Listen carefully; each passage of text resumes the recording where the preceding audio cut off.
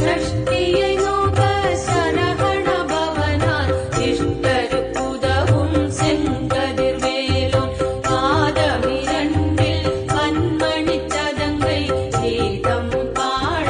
கிண்கிணியாட